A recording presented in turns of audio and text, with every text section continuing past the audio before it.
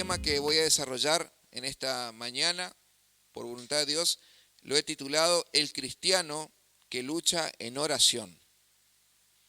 El cristiano que lucha en oración. Y vamos a leer como texto base 2 de Corintios 10, 4 y 5. 2 de Corintios capítulo 10, versículo 4 y versículo 5. Les invito a que busquen en sus Biblias.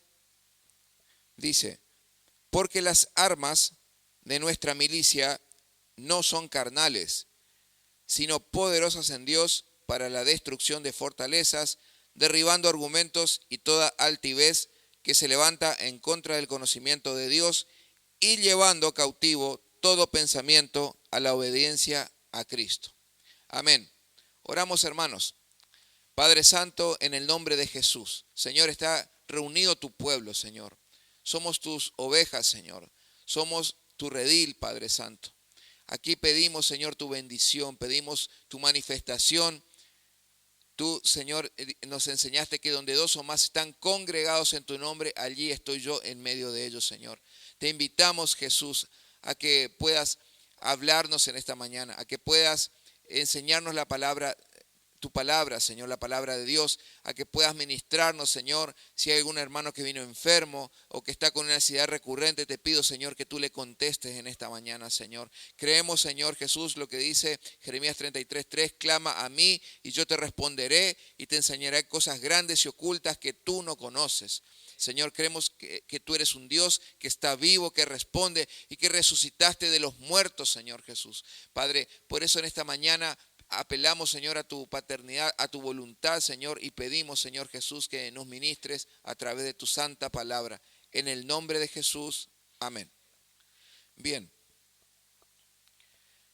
Entonces recordamos el tema de hoy, el cristiano que lucha en oración. Bien. A la luz de la palabra de Dios, hermanos, hay tres tipos o tres clases de seres humanos. A la luz de la palabra de Dios. Y cada uno enfrenta la vida desde su perspectiva, es decir, desde su condición, desde su naturaleza. Vamos a ver esto un poquito en la palabra. El primer tipo de hombre que la Biblia define es el hombre natural. El hombre natural. Al respecto, 1 de Corintios 2:14 dice en la palabra, pero el hombre natural no percibe las cosas que son del Espíritu de Dios, porque para él son locura y no las puede entender porque se han de discernir espiritualmente. Hermanos, el hombre natural, a la luz de la palabra de Dios, es aquel que es gobernado por su ego, es gobernado por sus emociones, es aquel que dice, yo vivo conforme a mí, como a mí me parece. Yo ya tengo mi religión, yo tengo mi forma de pensar, tengo mi ideología, ¿no es cierto? Y yo ya soy así. Y bueno, y al que le gusta bien, al que no le gusta, pero yo soy así. El hombre natural es aquel que vive sumido en el pecado, en el egocentrismo. El hombre natural no es salvo, hermanos. El hombre natural es aquel que no es salvo porque todavía no ha tenido, no ha nacido de nuevo, es decir, no ha tenido un encuentro con Cristo. Está sumido en el pecado, en sus ideologías, ¿no es cierto? Y al respecto, por ejemplo, Juan 3:3 dice, Jesús respondió y dijo, de cierto te digo, que el que no naciere de nuevo no puede ver el reino de Dios. Es importante, hermanos, ser apegados a las Escrituras y ver lo que ella nos revela y nos enseña. Y también esto nos va a hablar a nosotros qué clase de hombres somos nosotros y cuál es nuestra condición. Porque justamente eso, hermanos, es lo que tiene que ser la palabra de Dios para nosotros, tiene que ser un espejo. Que nosotros, al leer la Biblia, ella pueda reflejarnos cómo estamos nosotros. Y generalmente no estamos bien, nos falta mucho todavía cuando leemos la Biblia. Pero útil es la palabra de Dios para redarguir, para instruir en toda justicia, ¿no es cierto? Y para enseñarnos el camino del bien en el que debemos andar. Amén. Entonces, el primer hombre A la luz de la palabra de Dios, el primer tipo de ser humano es el hombre natural, es decir, aquel que se deja guiar, que vive a nivel natural, todo conforme a sus pasiones, así como es el mundo, ¿no es cierto? Así también es él. Todo lo que está de moda, todo lo último, vive de una manera superficial solamente, vive superficial. Ahora, la segunda categoría de ser humano es el hombre carnal. El hombre carnal. El hombre carnal es aquel que nació de nuevo.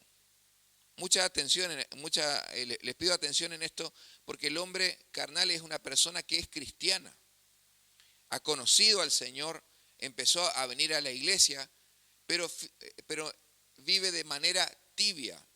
Es decir, es aquel que conoció a Cristo, le fueron perdonados sus pecados, pero vive a medias, con un pie en el mundo y con otro pie en la iglesia.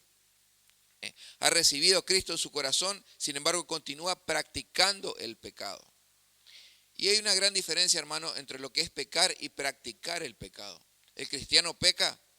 Sí peca. Todos pecamos, hermanos. Todos pecamos por nuestra condición humana, que todos los días tenemos que crucificarla, tenemos que hacer morir nuestro ego, hacer morir nuestros sentimientos negativos, ¿no es cierto? No es fácil, hermano. El cristiano peca aún con el pensamiento. Pero hay una gran diferencia entre pecar y practicar el pecado. El que practica el pecado, por ejemplo, es aquel que está sumido en el adulterio. Puede ser que conozca a Cristo, puede ser que empezó a venir a la iglesia, sin embargo está en adulterio, está fornicando, está teniendo relaciones sexuales con su esposa, con su novia, está teniendo relaciones sexuales sin estar casados.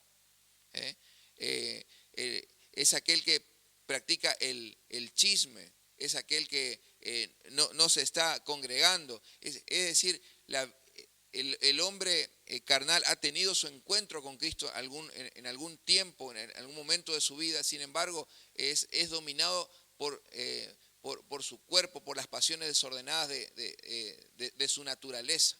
Entonces, es aquel que ya ha conocido a Dios, sin embargo, vive como el hombre natural, para que podamos entendernos mejor. Al respecto, 1 Corintios 3, del 1 al 3, habla acerca del hombre carnal y dice: de manera que yo, hermanos, está hablando el apóstol Pablo, de manera que yo, hermanos, no pude hablaros como a espirituales, sino como a carnales, como a niños en Cristo. Os di a beber leche y no vianda, porque aún no erais capaces, ni sois capaces todavía, porque aún sois carnales. Pues habiendo entre vosotros celos, contiendas y disensiones, ¿no sois carnales y andáis como hombres? El apóstol Pablo dedica dos de sus principales cartas, de las más extensas, que son 1 y 2 de Corintios, hermano, a esta iglesia que se caracterizaba por eran totalmente carnales. Eran hermanos en Cristo, habían conocido al Señor, y era una de las iglesias más carnales que hubo en el tiempo de la iglesia primitiva, la iglesia de Corintios. Es decir, ellos constantemente, y acá el problema que está detectando acá en este solo pasaje era que estaban divididos. Estaban divididos, venían a la iglesia, pero yo no me saludaba con aquel, si aquel no me miró, yo no le saludo, ¿no es cierto? Le veo y le evito, si viene por acá, salgo por el otro lado, lo evito, no le saludo, estoy enojado, vengo al culto, pero estoy enojado con el pastor, no me gusta. Si va a predicar, si va a predicar a aquel pastor, entonces no vengo hoy, no me gusta cómo predica. Y eran carnales, hermanos. Carnales, totalmente. Si va a cantar, ¿no es cierto? Si va a cantar fulanito, no, con él no me gusta hacer grupo, entonces yo así no sirvo a Dios. Si me toca con aquel, entonces estaban divididos. Hermanos, esas cosas no tiene que haber en la iglesia de Cristo, hermanos. En la iglesia de Cristo no tiene que haber ese tipo de sentimiento. Tenemos que madurar, hermanos, madurar espiritualmente. Y es justamente lo que el apóstol Pablo le estaba diciendo. Tengo que hablarle como a carnales y no a espirituales. Es decir, todavía tengo que seguirle enseñando las cosas básicas de la palabra de Dios. Quisiera hablarle quizá hablarle de escatología, hablar del Apocalipsis, hablarle acerca de la predestinación, ¿no es cierto? Cómo funciona la predestinación, pero no, todavía no salen de los rudimentos primarios de la palabra de Dios. Todavía tengo que seguirles hablando de la salvación, tengo que seguirles hablando del arrepentimiento, porque son carnales. Y el apóstol Pablo era directo, hermanos, en su carta. Entonces, dentro del cuerpo de Cristo, hermanos, todavía hay personas que no se han comprometido con el Señor, están con un pie en el mundo y con otro pie en la iglesia. Pero si fueres tibio, te vomitaré de mi boca, dice el libro de Apocalipsis. Entonces, ¿cómo estamos nosotros, hermanos? ¿Estamos buscando al Señor con todo nuestro corazón o nuestro compromiso es a media? Tenemos que examinarnos, hermanos. Tenemos que examinarnos porque muchas veces pensamos o sentimos que nuestras oraciones no están siendo contestadas. Sin embargo, cuando nosotros tomamos a Dios en serio, entonces Dios nos toma en serio a nosotros, hermanos. Tenemos que buscar a Dios. Es hora que nosotros podamos desarrollar una vida espiritual, practicar las disciplinas espirituales, no practicar ya el pecado. No practicar el pecado, sino practicar las disciplinas espirituales que están en Mateo capítulo 6, que son la oración, el ayuno y el dar, hermanos, el dar al prójimo. Entonces, la palabra de Dios nos insta a que nosotros podamos crecer, hermanos, espiritualmente, que podamos madurar.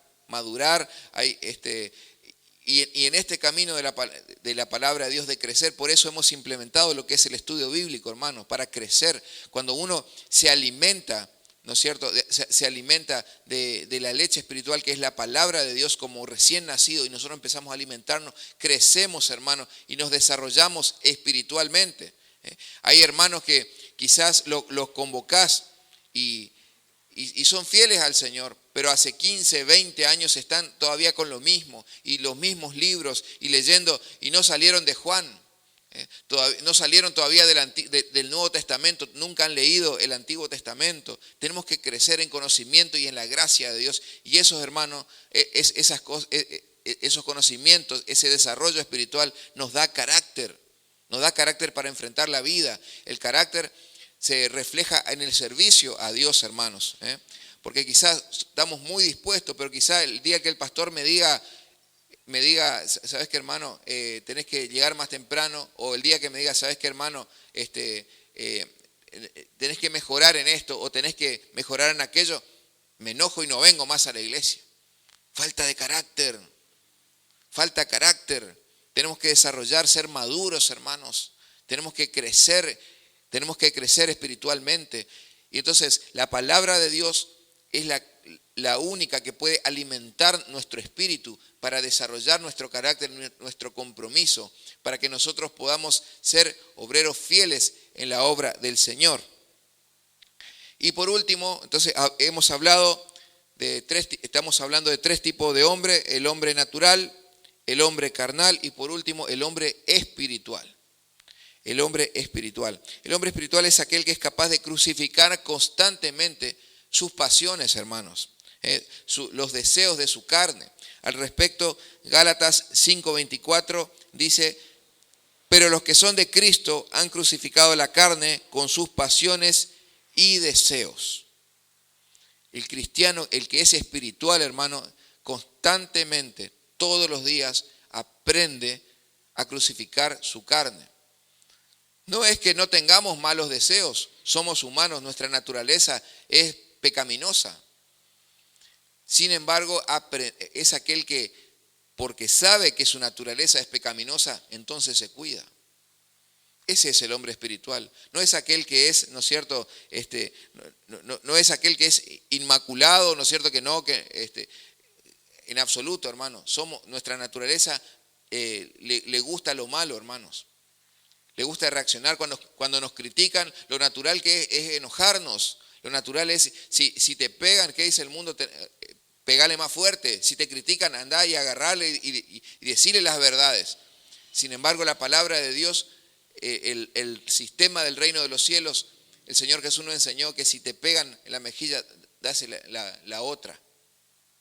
Entonces, Todo esto, hermano, es posible solamente si estamos fortalecidos, si somos espirituales. No hay otra manera.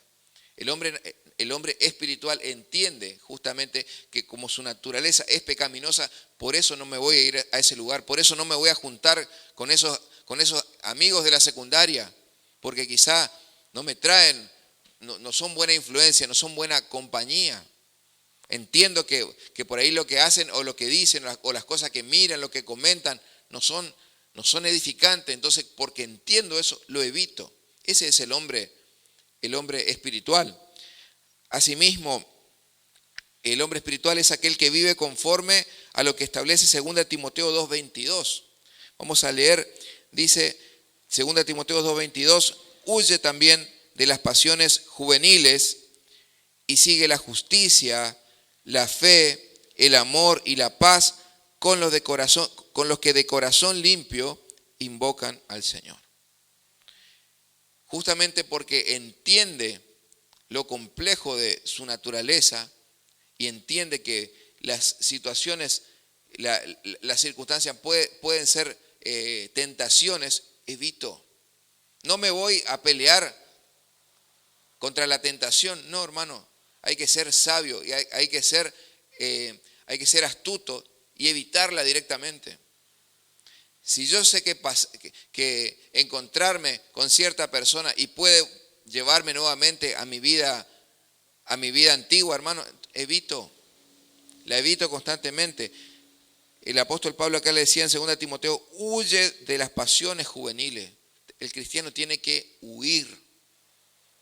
Hay momentos que tenemos que batallar en oración, pero en este caso el consejo del apóstol Pablo es huir de las pasiones juveniles, de aquello que nos tienta, ¿no es cierto? Si el Señor me ha rescatado del alcoholismo y yo sé que se van a juntar mis amigotes y no toman, ¿no es cierto?, un vasito de vino o una cerveza, toman un cajón entero y no me voy al asado, entonces, hermano, no me edifica.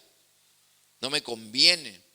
No me conviene, ¿por qué? Porque ahora soy cristiano, porque ahora amo al Señor. Y acá no existe algo como no, es que mi religión me prohíbe. No, hermano. El cristianismo no tiene religión. El cristianismo es tener una relación con una persona que está viva y su nombre es Jesucristo. Entonces, por amor a Dios, evitamos los malos deseos, las malas acciones. Buscamos la santidad. Dice acá y busca justamente, sigue la justicia, la fe, el amor y la paz con los que de corazón limpio invocan al Señor.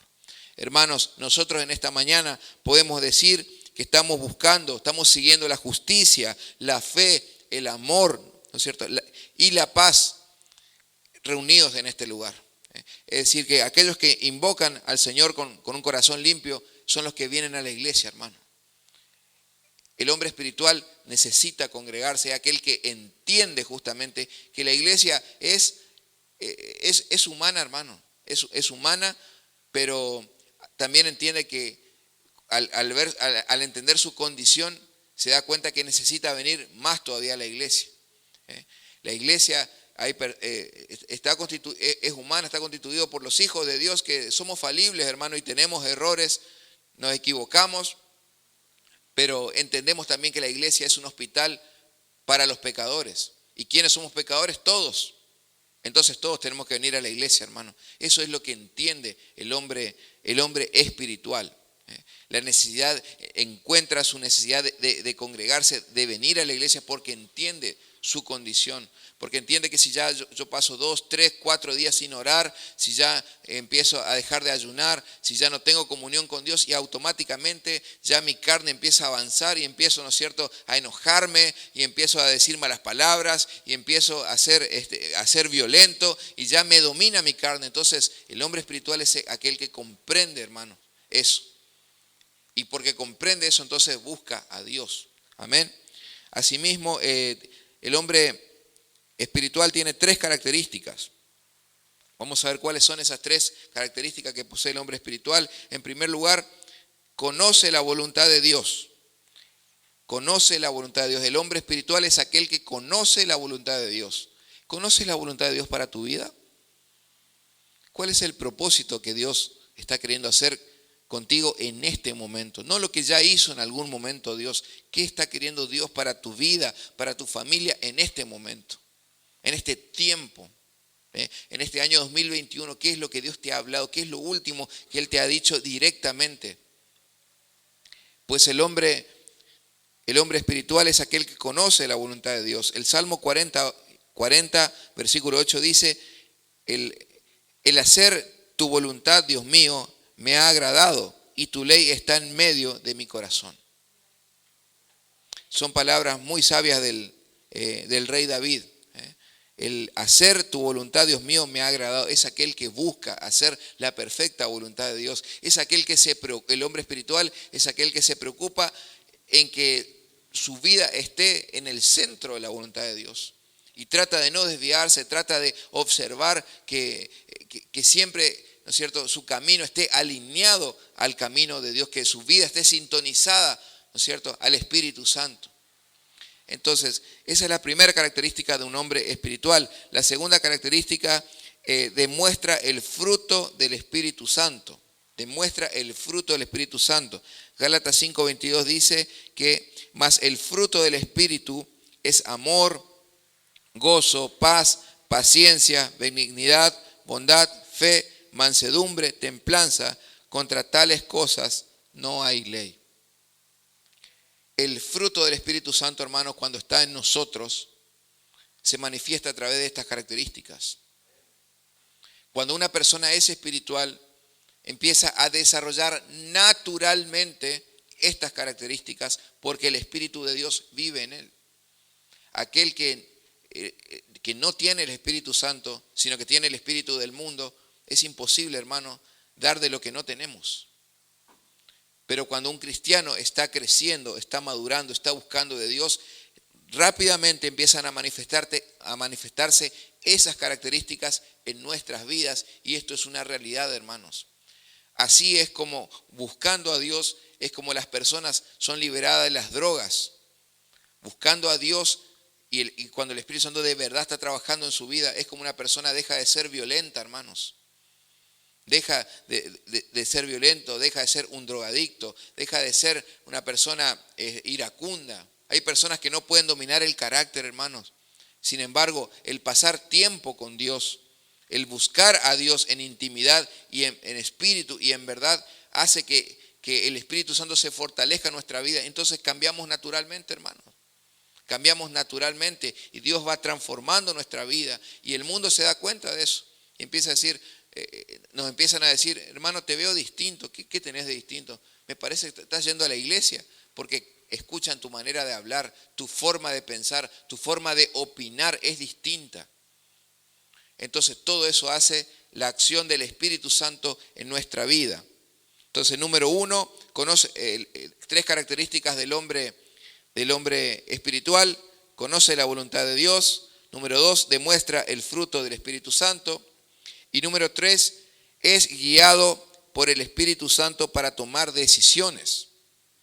Es guiado por el Espíritu Santo para tomar decisiones. Al respecto, Romanos 8:14 dice, porque todos los que son guiados por el Espíritu de Dios, estos son hijos de Dios. Los que son guiados por el Espíritu de Dios, estos son hijos de Dios. Es decir, en otras palabras, el cristiano, el hijo de Dios, el hombre espiritual es aquel que para tomar decisiones primero ora. Mira, me propusieron este trabajo, me pidieron que haga esto, me trajeron este proyecto. ¿Sabe qué, hermano? Primero lo vamos a orar. Vamos a traerlo a los pies del Señor y después te contesto. Y espera paso a paso en su vida ser guiado por Dios. ¿Le puede errar por ahí? Por supuesto que sí, porque somos humanos, somos falibles. Sin embargo, somos guiados por Dios. Es aquel que ayuna para buscar la voluntad de Dios, aquel que ayuna y pide dirección del Señor. ¿Qué es lo que le conviene? Que espera en Dios. Y si Dios no le responde, espera hasta que Dios responda. Hermanos, la vida en Cristo es distinta. La vida en Cristo es totalmente contrario a cómo se maneja el mundo. Antes yo en el mundo quizá no tenía plata, bueno, no sé, me voy y saco un préstamo y le meto para adelante nomás. No, hermano, ahora necesitamos nosotros buscar a Dios, buscar la dirección del Señor. ¿Qué dice Dios en su palabra? ¿De qué manera nosotros vivimos nuestro cristianismo, hermanos? El cristiano debe buscar y ser guiado por el Espíritu Santo para todas las decisiones que va a tomar. Si tengo que elegir un trabajo, si necesito cambiar, mudarme, tengo que mudarme o no, voy a consultar al Señor. Cada paso que hago busca la dirección de Dios. Y la dirección de Dios muchas veces también se busca hablando con el pastor, hablando con los líderes, ¿no es cierto? Pidiendo que quizás si no conozco mucho la Biblia, que el pastor pueda orar por mi vida, pueda guiarme, pueda mostrarme la voluntad de Dios. Y muchas veces, hermano, muchas veces necesitamos consejería porque no sabemos todo. Entonces tenemos que acercarnos al pastor, a algún líder, a algún hermano comprometido con Dios y buscar la dirección de Dios para la vida. Eso es lo distinto que nosotros llevamos hoy en día ya siendo cristianos, hermanos. Tenemos que entender que hemos nacido de nuevo y hay un nuevo camino para nosotros que solamente es guiado por Jesucristo. Amén. Entonces, partiendo de la base del título de este sermón, que es el cristiano que lucha en oración, vamos a ver entonces las maneras de poner en práctica esta lucha. ¿Por qué hemos definido estos tres tipos de hombre? Porque cada uno lucha conforme a su naturaleza, es decir, enfrenta a la vida conforme lo que es, conforme lo que tiene, conforme el espíritu que está dentro suyo. Así es como enfrentamos la vida nosotros, hermanos. Pero ¿qué es lo que debemos hacer ante las pruebas de la vida? Ante las pruebas de la vida cotidiana, ¿qué es lo que tenemos que hacer nosotros? Santiago 5:13 dice, ¿está alguno entre vosotros afligido? Haga oración. ¿Qué debemos hacer, hermano? Es contundente aquí el apóstol Santiago. ¿Está alguno afligido? ¿Está alguno triste? Ore. Tenemos que orar. Lo primero que tenemos que hacer es orar. Eso está en imperativo, porque él hace una pregunta retórica. ¿Está alguno entre vosotros afligido? Es decir, levante la mano. ¿Quién está afligido? ¿Quién está triste? Ore, tiene que hacer oración. Es lo primero que el cristiano tiene que hacer. Poner en práctica las disciplinas espirituales, haga oración. La oración que se hace en medio de la prueba suele ser la más efectiva, hermano. La oración que se hace en medio de la prueba suele ser la más efectiva porque justamente es la que se hace con el corazón contrito y humillado. Cuando nosotros estamos bien y generalmente no sentimos la necesidad de orar, cuando todo nos está yendo bien y no nos falta para comer y llegamos a fin de mes, ¿no es cierto? Y estamos todos sanos y nuestros hijos están en la escuela y tenemos un buen trabajo. Entonces generalmente ya nos acomodamos a la vida y de esa manera muchas veces dejamos de orar, nos relajamos y empezamos a entibiarnos, hermano, en el camino. Y es por eso que muchas veces Dios permite las pruebas, las circunstancias que nos movilicen, que nos sacudan nuestra fe, porque nos relajamos. Esa es nuestra naturaleza, hermanos, nuestra naturaleza.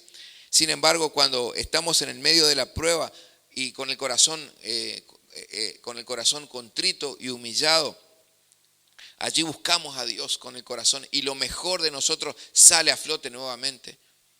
Porque de la abundancia del corazón es lo que habla la boca. Al respecto, el Salmo 51:7 dice, los sacrificios de Dios son el espíritu quebrantado, al corazón contrito y humillado no despreciarás tú, oh Dios. El sacrificio que Dios quiere ya hoy en día, hermanos, ya no es más el sacrificio de animales, los holocaustos. Dios ya, eso pertenecía al antiguo pacto, el tipo de sacrificio que quiere Dios de su iglesia, de sus hijos en este tiempo, es nada más y nada menos que el espíritu quebrantado, hermanos. ¿Hace cuánto no llorás en la presencia del Señor? ¿Hace cuánto una canción, un corito, no conmueve lo más profundo de tu ser y te hace llorar, hermano? Estamos fríos, estamos duros, estamos secos, hermanos. Necesitamos que el Espíritu Santo, otra vez que el aceite del Espíritu Santo nos ablande, hermano, nos movilice. El cristiano no puede enfriarse, hermano, porque es peligroso para desviarnos del camino de Dios. Necesitamos llenarnos, necesitamos que el Señor nos movilice, hermanos. Y justamente eso es algo característico de las pruebas de la vida cotidiana. Nos movilizan, nos hacen acordarnos de la necesidad que tenemos de Dios, que sin Dios no somos nada, hermanos. Sin Dios no somos nada. Entonces Dios muchas veces permite, como ya nos estamos enfriando, como ya estamos descuidando la oración, estamos descuidando la lectura bíblica, ya no nos queremos congregar, y Dios entonces permite la circunstancia, hermano. Permite la circunstancia para que de esa manera nos movilicemos. Al respecto también, Santiago 5:16 dice que la oración eficaz del justo puede mucho. ¿Por qué cito este versículo, hermanos? Cuando estamos nosotros en medio de la circunstancia con el corazón contrito y humillado, entonces de esa manera nuestra oración es efectiva, hermano. Porque lo hacemos con el corazón en la mano. Es cuando clavamos nuestras rodillas y lloramos otra vez en la presencia de Dios y le decimos, Señor, me doy cuenta que te necesito, Señor. Si quizá no me ocurría esto, y Señor, iba a seguir relajado, pero Señor, ahora me doy cuenta que te necesito, sin ti no soy nada. Te pido, Señor, que me ayudes. Clavo rodilla, retomo el ayuno, retomo el estudio bíblico, empiezo a escuchar las prédicas nuevamente. Quizás ya me había llenado de música mundana, de música no cristiana, ¿no es cierto? Y empiezo otra vez a escuchar coritos, empiezo otra vez el avivamiento en mi vida. Hermanos, constantemente necesitamos ser avivados, necesitamos que su Espíritu nos pueda alimentar y levantar, hermanos, porque queremos lo malo. Y justamente porque comprendemos eso, debemos buscar a Dios, hermanos. No dejar para mañana lo que podemos hacer hoy. Entonces es allí cuando nuestra oración se vuelve efectiva. Se vuelve efectiva cuando lo hacemos con el corazón contrito y humillado. También tenemos que entender que solo la fe es lo que puede mover la mano de Dios, hermanos. Lo único que mueve la mano de Dios es la fe.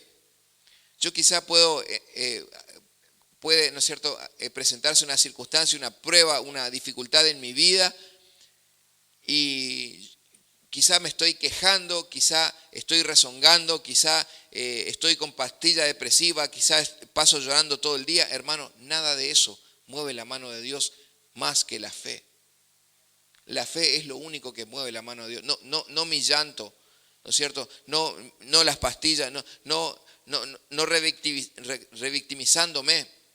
No, hermano, lo único que mueve a la luz de la palabra de Dios, la mano de Dios es nuestra fe. Al respecto, Hebreos 11:6 dice, pero sin fe es imposible agradar a Dios, porque es necesario que el que se acerca a Dios crea que le hay y que es galardonador de los que le buscan. Sin fe es imposible agradar a Dios.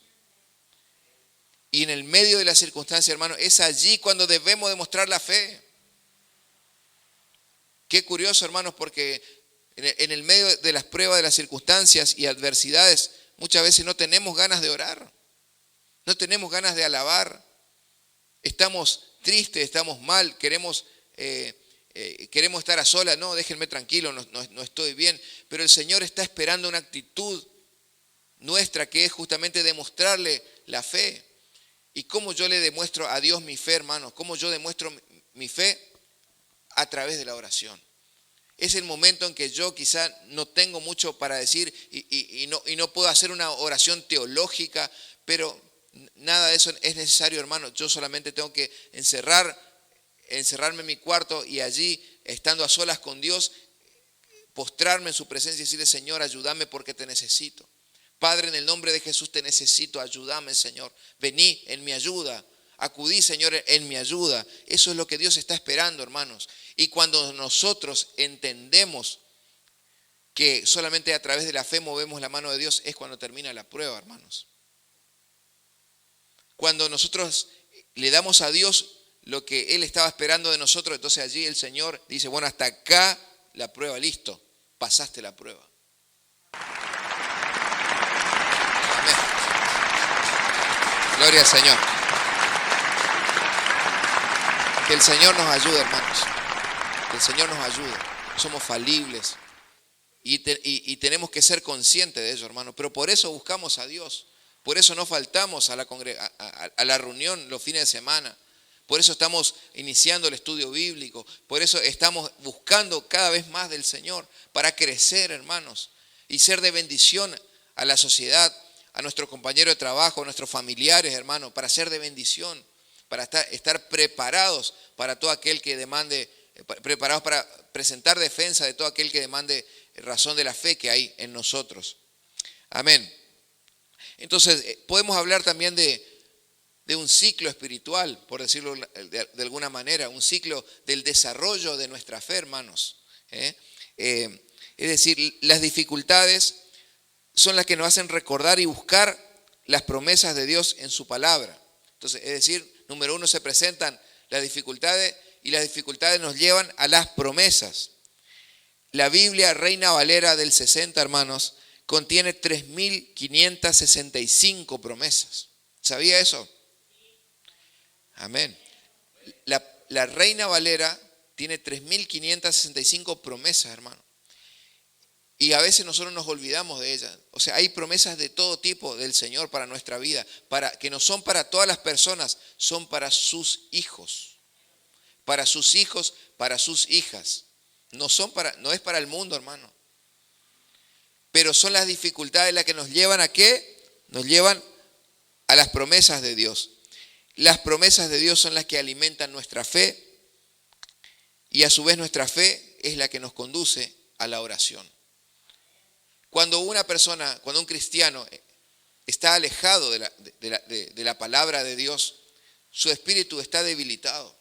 Está debilitado. Entonces las dificultades me llevan a mí a recordar las promesas de Dios o si no conozco una promesa, a encontrar una promesa de Dios en la Biblia. Esa promesa de Dios, ¿no es cierto?, es lo que fortalece mi fe. Fortalece mi fe porque como estaba descuidada mi vida espiritual, entonces la promesa bíblica fortalece mi fe. Y la fe, hermano, me lleva a la oración. La oración, hermanos, debe ser el arma del cristiano.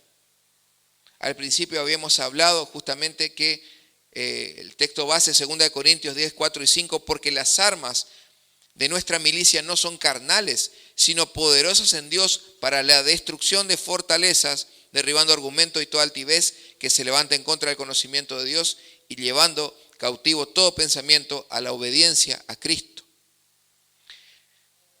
Las armas del cristiano, hermano, no son carnales, son espirituales.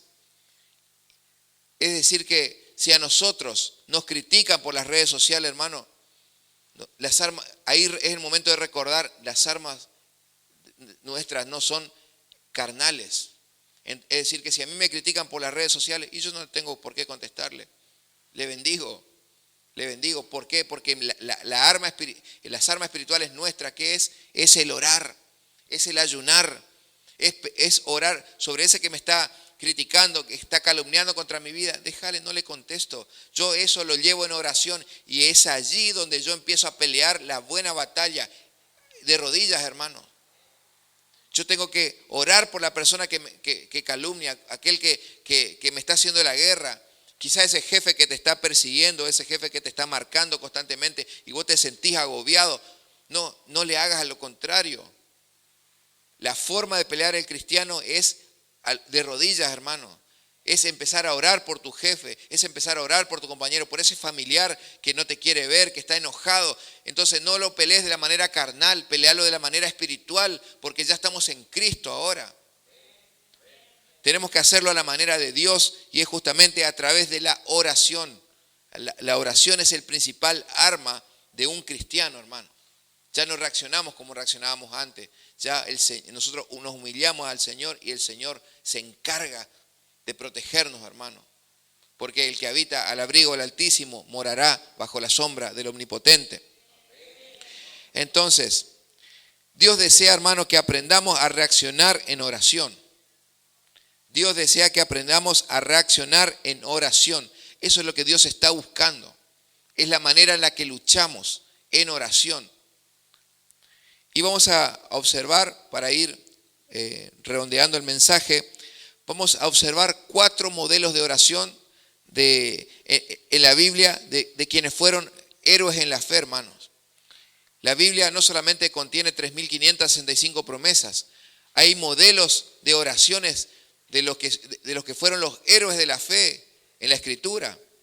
Entonces, muchas veces aprendemos cómo ellos afrontaron las situaciones en la vida por la oración que expresaron.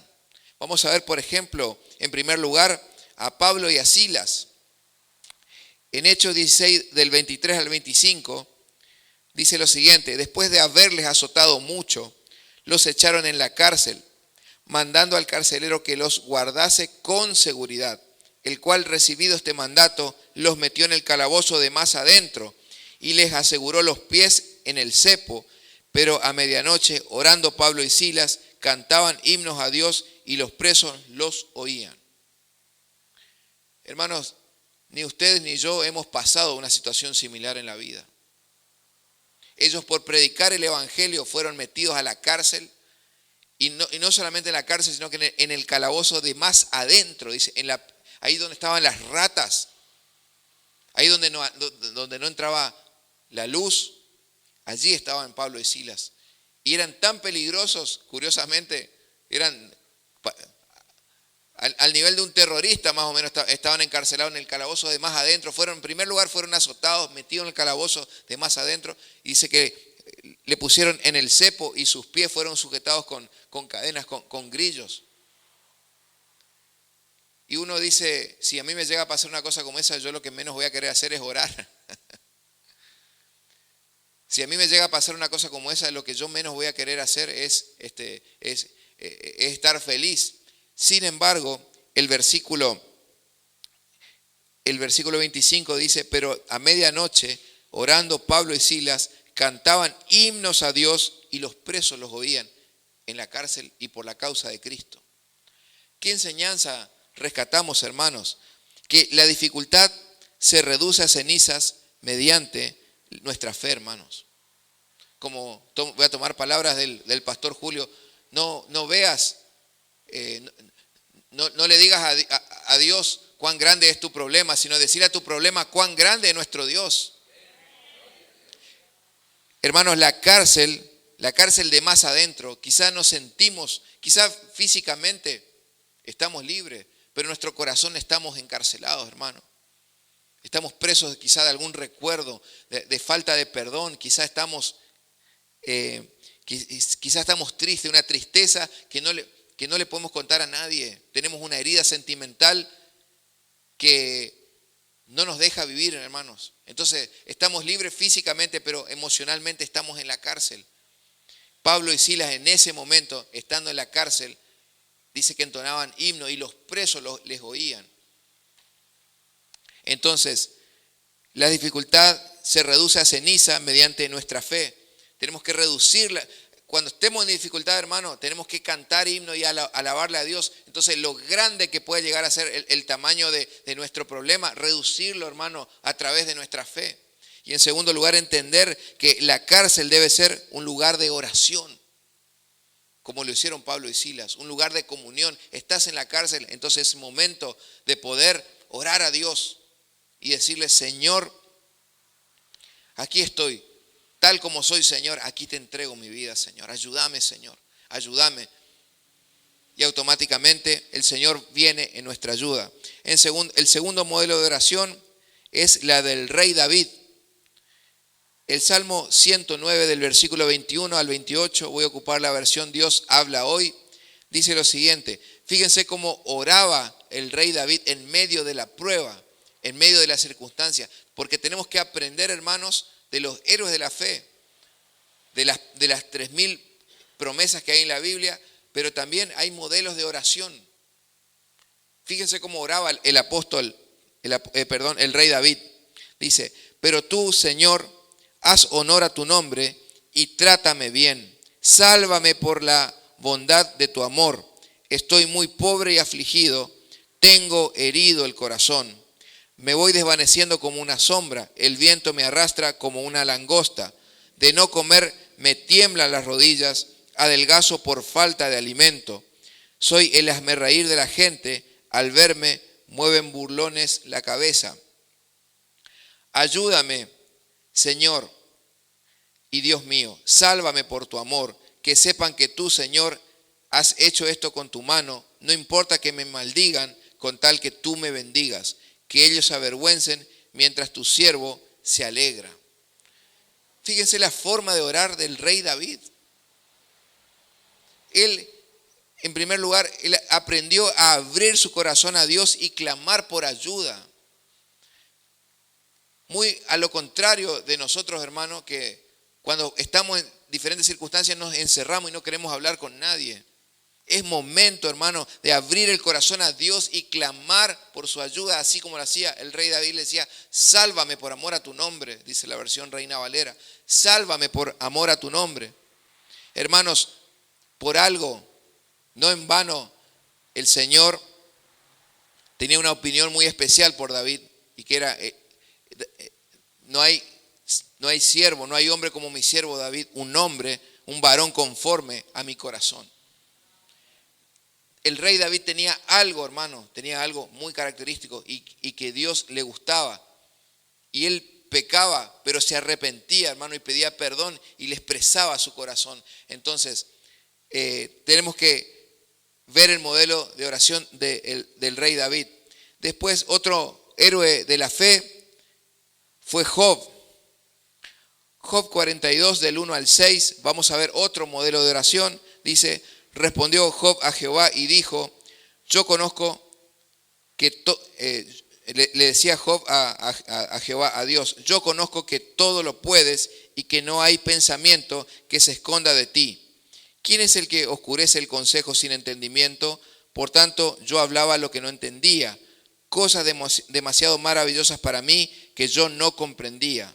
Oye, te ruego y hablaré, te preguntaré y tú me enseñarás. De oídas te había oído, mas ahora mis ojos te ven, por tanto me aborrezco y me arrepiento en polvo y ceniza. Fíjense el modelo de oración de Job, el hombre después de Cristo, el hombre más sufrido, hermanos, porque todas las calamidades que sufrió Job no es para cualquiera, hermano. Usted conoce la historia de Job, si no le invito a que lea el libro que lleva su nombre en la Biblia. ¿Qué enseñanza extraemos de esta oración? En primer lugar, que en su oración Job reconoció que Dios todo lo podía y que él todo lo sabía. Eso en el versículo 1 y 2 que hemos leído. En la oración Dios espera que nosotros le reconozcamos a él, hermano. Reconozcamos nuestra inferioridad y nuestras limitaciones, pero su grandeza, su poder y su autoridad. Eso es lo que estaba haciendo Job en la oración. Le estaba reconociendo a Dios su poder, ¿no es cierto? Y su sabiduría, que él todo lo sabía. En segundo lugar, Job reconoció que él hablaba de cosas que no entendía, en el versículo 3. Le decía, estoy hablando cosas que no entiendo. Es decir, estaba reconociendo la soberanía de Dios. Es decir, él estaba diciendo, Señor, aunque yo no entiendo lo que me está pasando, pero yo sé que tú eres Dios, que tú vives y que tú estás en el control de todas las cosas. Es lo que tenemos que hacer nosotros, hermano. Muchas veces no entendemos la voluntad de Dios. Digo, yo no entiendo, Señor, por qué me pasa esto, por qué me pasa todas las cosas juntas, Señor. Y nos desesperamos. Señor, estoy yendo a la iglesia, estoy buscándote, ¿por qué me pasa esto? Así estaba Job. Así es como él estaba. Y sin embargo, él decía, Señor, Dios, yo reconozco que hablo cosas que no entiendo. Sin embargo, Dios está al control, hermano. Y esto es una verdad inamovible. Dios está al control. Y por último, aquí en la oración de Job, dice que él se arrepintió. Él se arrepintió también. En el versículo 6, él dice, por tanto me aborrezco y me arrepiento en polvo y ceniza. Dios también espera, hermanos, que nos arrepintamos. A veces nosotros pedimos, pero no nos arrepentimos, hermano. Entonces nuestra comunión con Dios está bloqueada porque el Espíritu Santo me está mostrando que estoy haciendo cosas malas, quizá tengo que arrepentirme, hermano. Y entonces va a venir la respuesta de Dios sobre mi vida, sobre mi familia. Amén. Bien, por último, vamos a ver el modelo de oración. Hemos visto los 4 modelos de oración, 3 modelos de oración hasta este momento. El primero, Pablo y Silas. El segundo, el rey David. El tercero, Job. Y vamos a ver el modelo de oración de Jesús, del Señor Jesucristo. Vamos a ver Mateo 26, 38 y 39, 2 versículos. Dice, entonces Jesús les dijo, mi alma está muy triste hasta la muerte, quedaos aquí y velad conmigo. Yendo un poco más adelante, se postró sobre su rostro, orando y diciendo, Padre mío, si es posible, pasa de mí esta copa, pero que no sea como yo quiero, sino como tú. Fíjense la forma de orar, hermanos, del Señor Jesús. La forma de orar. Esto era ya cuando Él estaba pronto a su crucifixión. Entonces Él lleva a sus discípulos y le dice, espérenme acá mientras yo voy a orar. ¿Y qué hacían los discípulos? Se dormían. En vez de apoyar al Señor por la prueba que estaba por sufrir, estaba por ir pronto ya a ser prendido y ser llevado a la cruz. Él estaba en el huerto del Getsemaní. Aquí de la oración de Cristo sacamos, hermano, 5 enseñanzas. En primer lugar, la oración debe ser íntima, debe ser a solas con Dios. Aquí en el texto, el versículo 39 dice que yendo un poco más adelante, el Señor Jesús vino con su discípulo para que lo apoyen en oración, pero Él se apartó y oró a solas. Esto nos enseña, hermano, que está bien pedir oración al pastor, está bien pedir oración a los líderes, ¿no es cierto? Amén por ello, pero yo también tengo que orar. Hay personas que piden oración por todos lados, por los grupos de WhatsApp, pero ellos no oran. El Señor Jesús vino con el apoyo y el respaldo de sus discípulos, los dejó un poquito más y Él se adelantó para orar a solas con Dios. El segundo punto es, la oración debe ser humilde. Vemos que el Señor Jesús dice en el texto bíblico que Él se postró.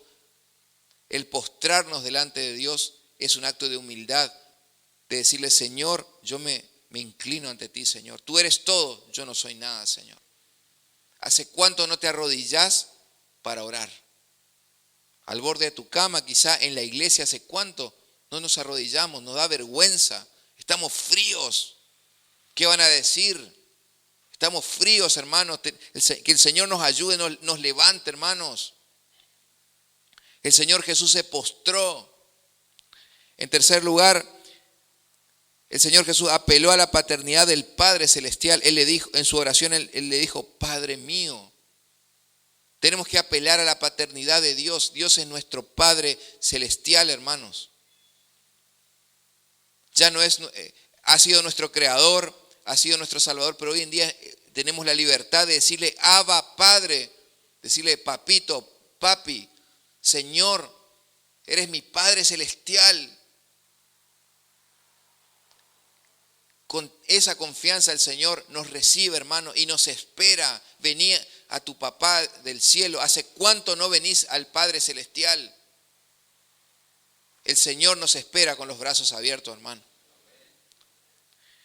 La oración debe ser perseverante, también aprendemos aquí este principio, debe ser perseverante. Ya que Jesús oró 3 veces. Si usted lee el pasaje completo, yo leí solamente 2 versículos. Si usted lee el pasaje completo de Jesús en el huerto del Getsemaní, Él oró 3 veces. 3 veces oró. Nosotros a veces enfrentamos las circunstancias, los problemas de salud y le preguntás a una persona, ¿y estás orando? Sí, ya dejé todas las manos de Dios. Sí, el año pasado oré, ya dejé todas las manos del Señor. No, hermano, tenemos que perseverar en oración. Orar y pedirle al Señor, pedirle que va a llegar el tiempo que Él nos va a contestar, hermano. El Señor Jesús oró 3 veces diciendo, Señor, si es posible, Dios, si es posible, pasa de mí esta copa. Pero, y ahí viene el último punto, debe ser una oración sumisa. El Señor Jesús dijo, Señor, pero que no se haga mi voluntad sino la tuya. Muchas veces pedimos, hermano, pero tenemos que entender que Dios es soberano. Nosotros no sabemos qué es lo que nos conviene, hermanos. Él sí lo sabe. Si Él nos da lo que estamos pidiendo, Él sabe las implicancias de lo que y el alcance y cómo nos va a afectar eso que Él nos da. Entonces a veces no nos los da, hermano. Él puede respondernos sí, puede respondernos no, o quizá más adelante te daré. Persevera un poco más en oración y yo te voy a contestar. El Señor sabe el tiempo y el momento que nos va a dar, pero nosotros, hermanos, tenemos que estar firmes en la oración, siendo constantes. Hermanos, a modo de conclusión de este mensaje, tenemos que saber que todas las aflicciones de nuestra vida van a terminar, hermano. En algún momento terminan, acaban y pasan y quedan como una anécdota nomás en la vida. Pero el que hace la voluntad de Dios permanece para siempre. Dice 1 Juan 2:17. Hermanos, las circunstancias de la vida que aparentemente no tienen salida, no existe eso para el cristiano, hermanos. El cristiano tiene un Padre celestial y el Señor es quien gobierna nuestra vida y es aquel que guía nuestro camino. En este aspecto, hermanos, no tenemos que temer, hermanos, sino que tenemos que entender que todas las cosas van a pasar en esta vida, pero el que hace la voluntad de Dios permanece para siempre. Le invito, hermano, a que cierre sus ojos. Vamos a orar. Por favor, no se distraiga. Vamos a poner en práctica lo que hemos aprendido en esta mañana. ¿Qué es lo que te está mostrando el Señor allí en tu lugar? ¿Qué es lo que te mostró el Señor? ¿Qué es lo que te habló en esta mañana? Ora al Señor, que nada te distraiga.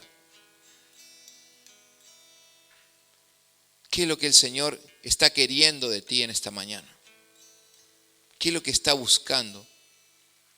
¿Qué versículo te ha tocado en esta mañana? El Señor te está hablando en esta mañana. No es casualidad, hermano.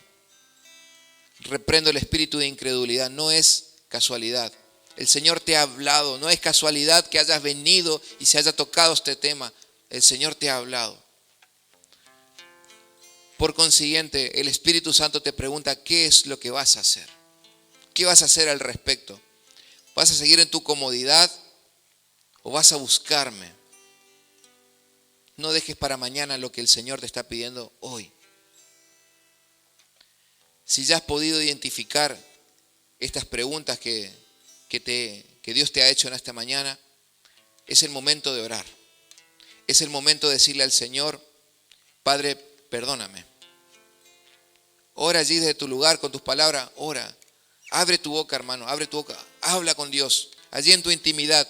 Solamente el Señor contigo. No hace falta que nadie escuche, pero debes hablar con Él. Porque solamente es nuestra fe la que mueve la mano de Dios. Habla con el Señor allí en tu lugar y decirle, Señor, te pido perdón por mi pecado.